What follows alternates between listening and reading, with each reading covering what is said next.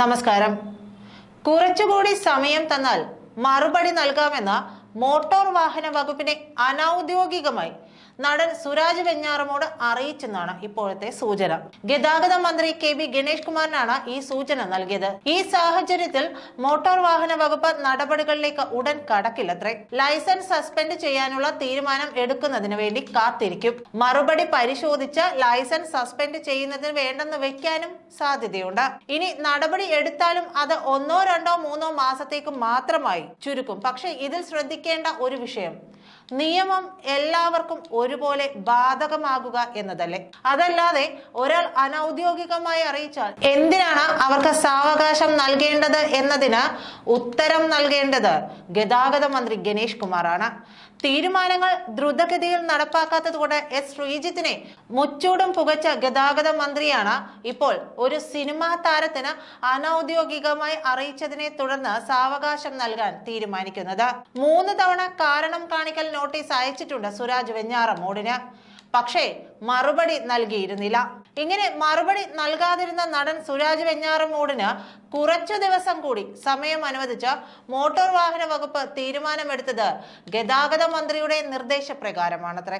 Ernakulam RT ഓഫീസിൽ നിന്നാണ് സുരാജിന്റെ driving licence suspend ചെയ്യാതിരിക്കാൻ കാരണമുണ്ടെങ്കിൽ ബോധിപ്പിക്കാനുള്ള സമയം നീട്ടി നൽകിയത്.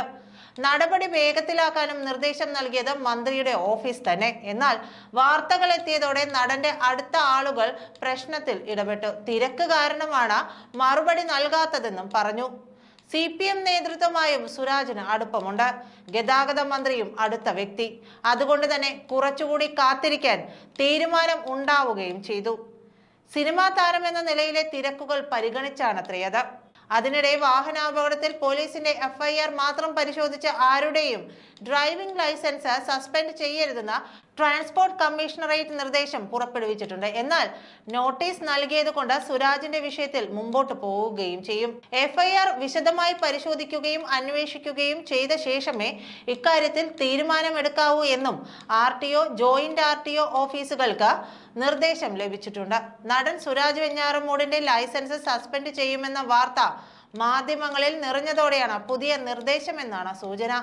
CPM ഈ വിഷയത്തിൽ ഇടപെട്ടു എന്നാണ് സൂചന. സുരാജ് പരാതി പറഞ്ഞതിനെ തുടർന്നാണ് CPM കരുതലോടെ തീരുമാനമെടുക്കണമെന്ന ആവശ്യം മുമ്പോട്ട് വെച്ചത്. CPM എന്ന പാർട്ടി ആശ്രിതർക്ക് എന്ത് തോന്നിവാസവും ചെയ്യാനുള്ള അനുമതി കൊടുക്കുന്ന പാർട്ടിയാണോ? പ്രത്യേകിച്ചും കാശുള്ളവന് എന്ന് ചോദിക്കേണ്ടി തന്നെ വരും. എല്ലാ കാര്യത്തിനും കാർക്കശ്യം പുലർത്തുന്ന ഗണേശൻ എന്തിനാണ്, അല്ലെങ്കിൽ തന്നെ മുഖ്യനെ വരെ ചാടിക്കുന്ന ഗണേശൻ എന്തിനാണ് 3 തവണയും കാരണം കാണിക്കൽ നോട്ടീസ് നൽകിയിട്ടും മറുപടി നൽകാത്ത ഒരു വ്യക്തിക്ക് വീണ്ടും സാവകാശം കൊടുക്കുന്നത്? അങ്ങനെ നിയമത്തെ ചൂഷണം ചെയ്യാൻ നിന്നുകൊടുക്കുന്നത് എന്തർത്ഥത്തിലാണ്? FIR ഇട്ടാലുടൻ ലൈസൻസ് റദ്ദാക്കുന്നതിനോട് മന്ത്രി കെ ബി ഗണേഷ് കുമാറിനും താല്പര്യമില്ല. അതുകൊണ്ട് തന്നെ ഇനി മോട്ടോർ വാഹന വകുപ്പ് വിശദ പരിശോധന നടത്തും. 3 തവണ കാരണം കാണിക്കൽ നോട്ടീസ് നൽകിയിട്ടും മറുപടി ലഭിക്കാത്ത സാഹചര്യത്തിൽ സുരാജ് വെഞ്ഞാറമൂടിന്റെ ഡ്രൈവിംഗ് ലൈസൻസ് സസ്പെൻഡ് ചെയ്യുന്ന നടപടിയിലേക്ക് കടക്കുകയാണെന്ന് മോട്ടോർ വാഹന വകുപ്പ് കഴിഞ്ഞ ദിവസമാണ് അറിയിച്ചത്.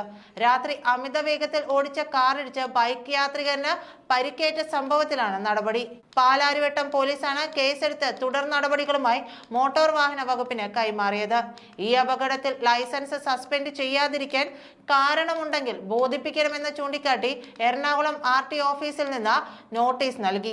താരത്തിന് രജിസ്ട്രേഡ് തപാലിൽ അയച്ച നോട്ടീസ് കൈപ്പറ്റിയതിന്റെ രസീത് RTOയ്ക്ക് മടക്ക തപാലിൽ ലഭിച്ചിരുന്നു. ഇതിന് പിന്നാലെ രണ്ടാമതും മൂന്നാമതും നോട്ടീസ് അയച്ചു. കഴിഞ്ഞ ജൂലൈ 29 രാത്രി തമ്മനം കാരണക്കോടം റോഡിലായിരുന്നു സുരാജ് ഓടിച്ച കാറിടിച്ച് ബൈക്ക് യാത്രികന് പരിക്കേറ്റത്. നന്ദി.